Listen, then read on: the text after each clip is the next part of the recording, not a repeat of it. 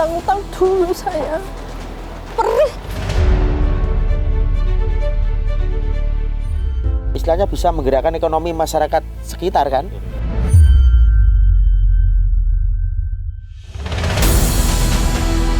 Sini ditambang untuk seperti itu, warga sini tidak mengizinkan. Selang beberapa minggu kemudian itu sudah dipatok.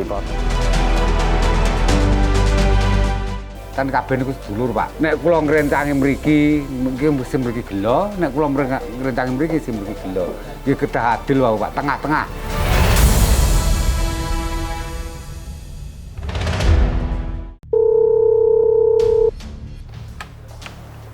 Halo.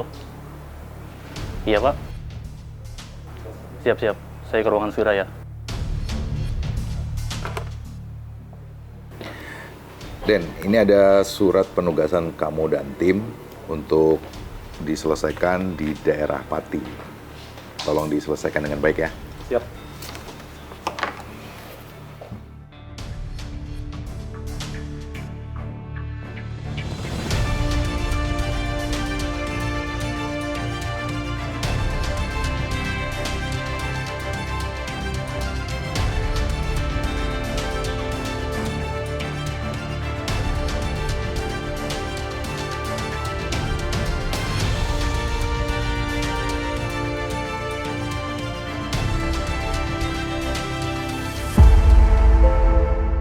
Perjalanan kali ini kami dan tim menempuh jarak hingga 500 km dari Jakarta.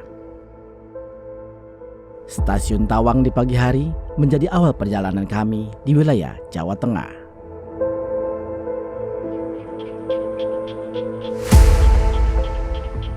Luar biasa, panorama pemandangan alam masyarakat tani menghantarkan tatapan mata ini semakin sejuk. Para petani dengan kegiatannya sangat harmonis dengan alam. Mencangkul di lahan yang gembur dan subur menjadi ciri khas petani tradisional. Namun raut wajah para petani tersebut nampak penat. Seakan beban berat pikiran lebih berat dibanding kerja mereka. Pengelolaan lahan sawah yang ada saat ini terpengaruh oleh informasi alih fungsi lahan yang dilakukan pihak luar di wilayah mereka. Hak kepemilikan lahan untuk masa depan mereka seakan tergadai dalam bayangan hitam di pelupuk mata. Jajaran Pegunungan Kendeng menjadi tujuan utama kami dalam melaksanakan tugas mengeksplorasi Jawa Tengah. Kaki ini melangkah di jalan setapak pemukiman warga. Sebuah desa tepat di kaki Gunung Kendeng, Kecamatan Sukolilo. Gemericik air dan suasana yang asri dengan kehidupan desa tradisional mencerminkan sebuah kesahajaan. Kehidupan masyarakat desa sangat terasa dengan kesederhanaannya. Aroma padi yang mengering mengantarkan saya dalam suasana api dalam sekam. Sebuah konflik yang berkepanjangan di Gunung Kendeng ini ketika para petani mempertahankan hak mereka akan kelangsungan alam Gunung Kendeng dalam pelukan oligarki kepentingan perusahaan semen yang berusaha mengeksploitasi hasil bumi Pegunungan Kendeng. Masyarakat setempat tetap mengelola hasil bumi mereka dengan kearifan lokalnya.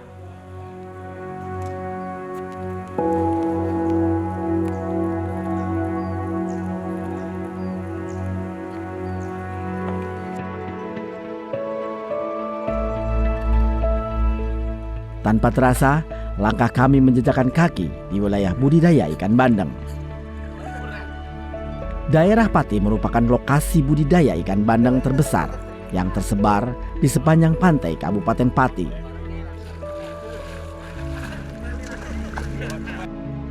Tanpa sengaja kami bertemu dengan Bapak Rianta. Beliau adalah anggota DPR RI Komisi 2 Dapil Jawa Tengah 3 yang ternyata ikut memanen ikan bandeng bersama para petani tambak.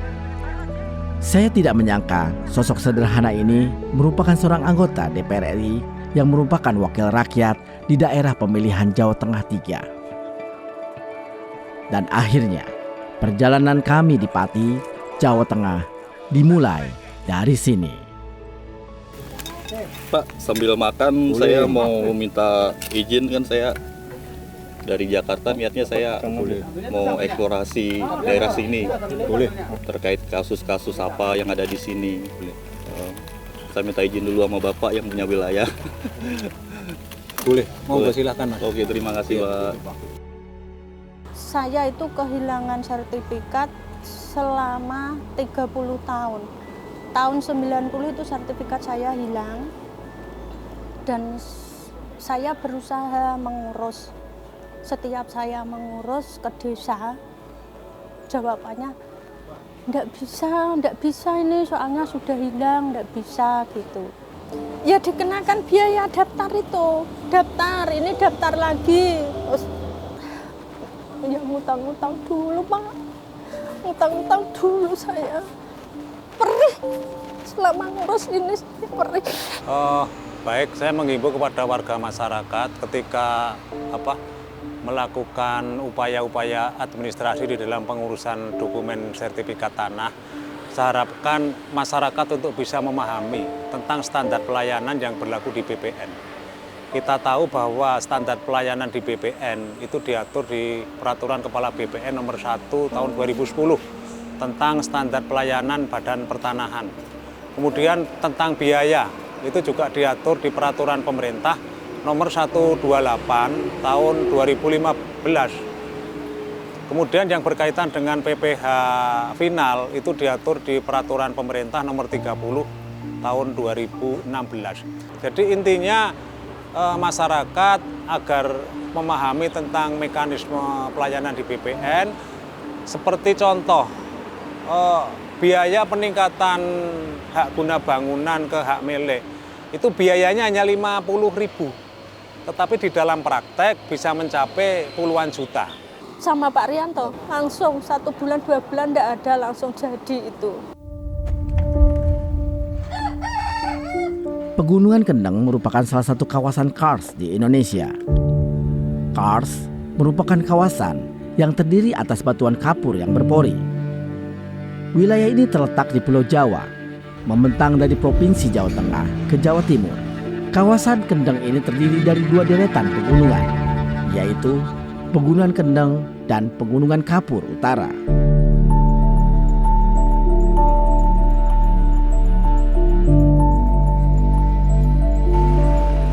Dengan menggunakan motor warga setempat, kami mencoba menuju lokasi Bukit Kapur di Pegunungan Kendeng.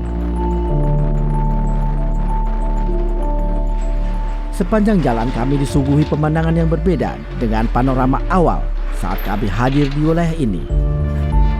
Eksploitasi kawasan kars untuk industri semen salah satunya sangat kontras dengan pemikiran awal tentang Gunung Kendeng.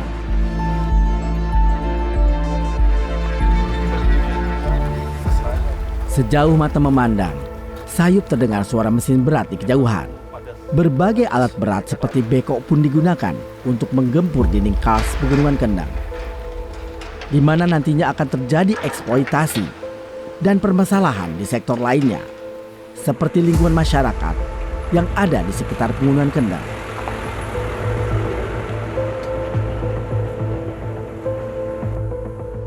Dalam peraturan lingkungan hidup di kawasan kars Pegunungan Kendeng, bukannya tak pernah ada.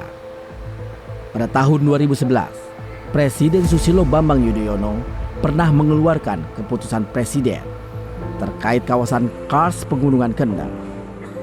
Berdasarkan keputusan presiden nomor 26 tahun 2011 itu, Pegunungan Kendeng Utara masuk ke dalam kawasan lindung geologi.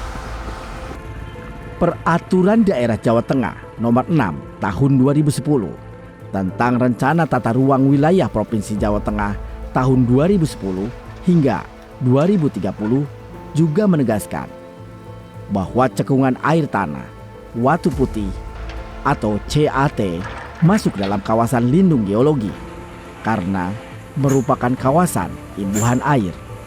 Namun yang terjadi di mata para pengusaha dan pemangku kebijakan publik dengan dalih ekonomi kerakyatan, penambangan Gunung Kendeng ini menjadi hal yang harus dilakukan demi sebuah penghidupan dan mampu menyerap tenaga kerja. Pertama dulu saya mau izin di lokasi situ, tentunya saya juga melibatkan masyarakat. Saya ajak kerjasama sama yang pemilik lahan itu. Nah, saya pribadi ya berharap, soalnya kan kalau seandainya di sekitar situ ada pabrik semen kan kita bisa mengirim bahan baku kita ke pabrik. Istilahnya kita kerjasama lah. Pabrik yang memproses bahannya ini untuk menjadi semen, kita yang memproses dari galian, nanti dikirim ke pabrik, lah nanti bisa istilahnya bisa menggerakkan ekonomi masyarakat sekitar kan. Polemik Kendeng jelas menghadirkan sebuah kisah baru yang menonjol. Inilah Pegunungan Kars dan dilemanya antara konservasi atau eksploitasi. Penambangan dan pendirian pabrik semen di Pegunungan Kendeng Utara membuat warga terpolarisasi antara pro dan kontra.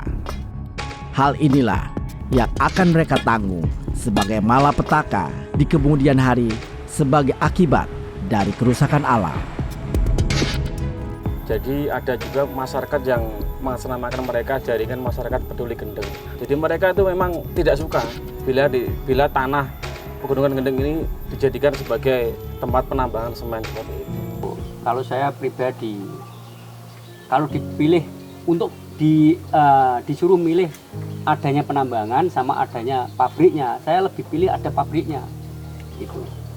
Sekarang ini kan pabrik sudah dibangun di Rembang.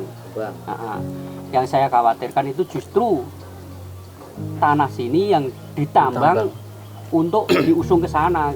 Kalau pas awal-awalnya ada rumor dan ada wacana dari daerah untuk daerah Kars Kendeng kan mau dijadikan tambang semen kan, itu rame yang pro yang kontra itu ada crash kemarin. Dalam arti ya rame, demo besar-besaran. Kita kan warga asli sini, takutnya kalau ada pembangunan itu desa ini akan hilang, kita dipindahkan entah kemana. Terus mohon maaf ya, untuk sumber daya manusia kan di sini agak rendah kan, ya takutnya itu.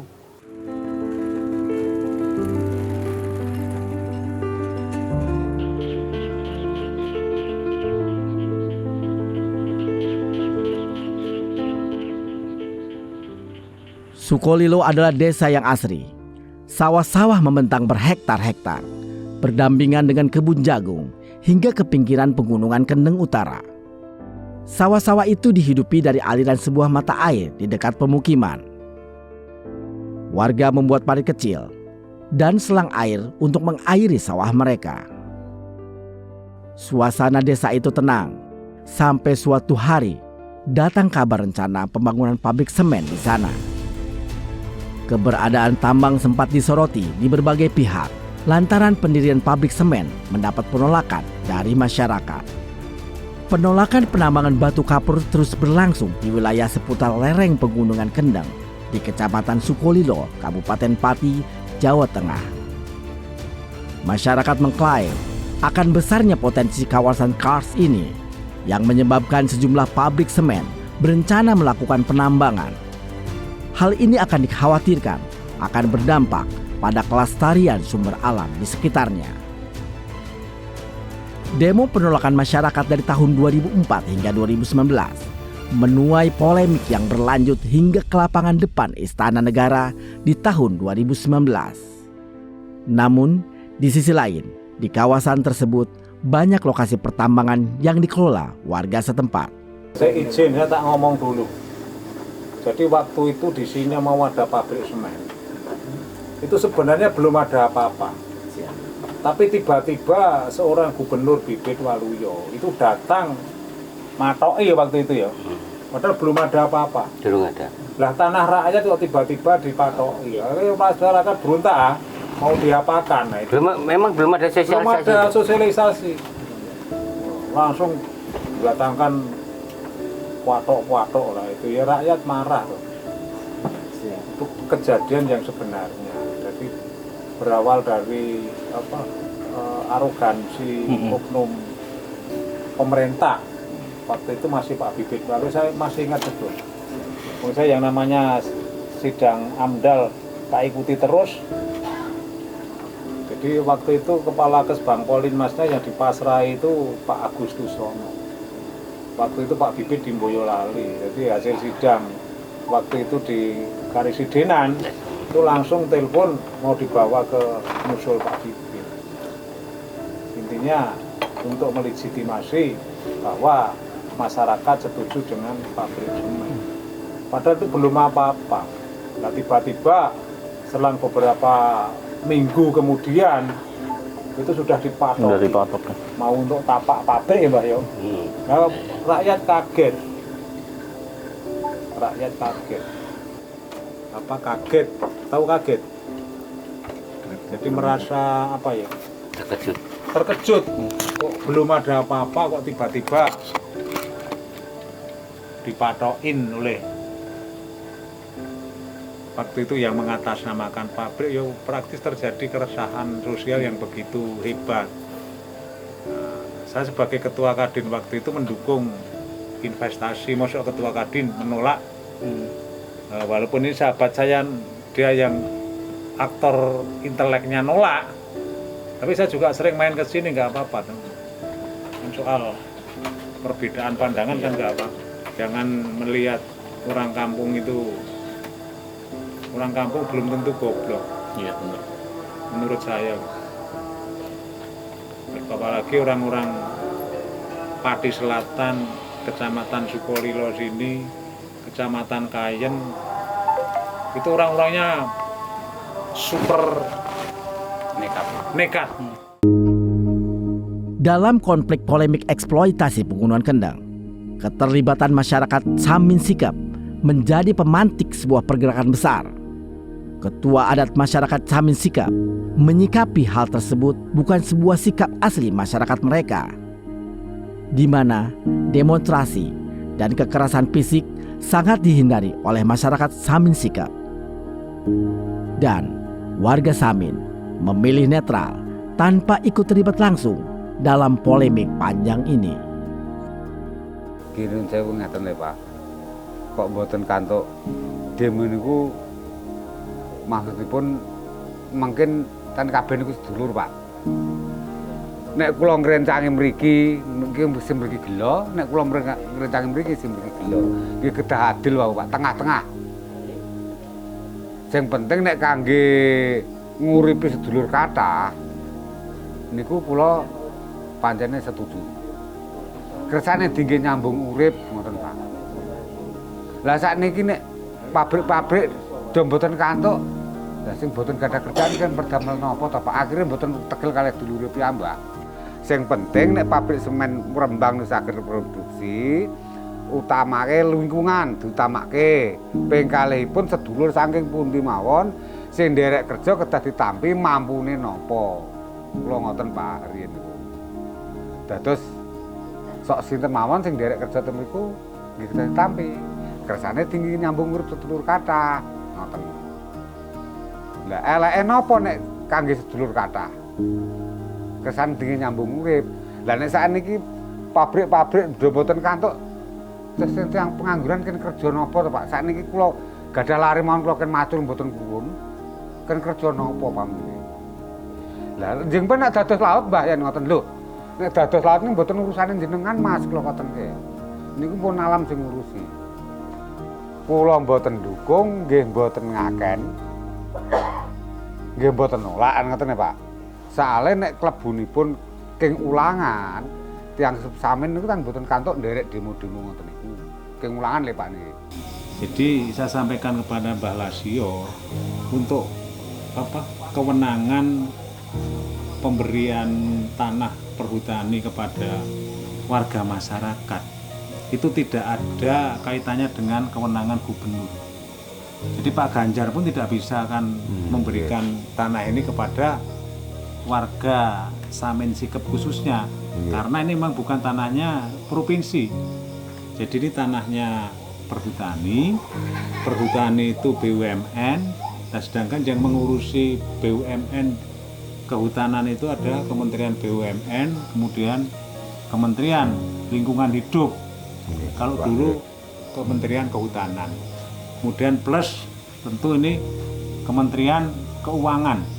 Jadi aspirasi yang disampaikan Mbah Lasio nanti akan saya sampaikan kepada fraksi saya, kepada partai saya, Partai PDI Perjuangan. Yang sebenarnya PDI Perjuangan secara politik programnya memang akan mengalokasikan 1 juta hektar tanah kepada masyarakat.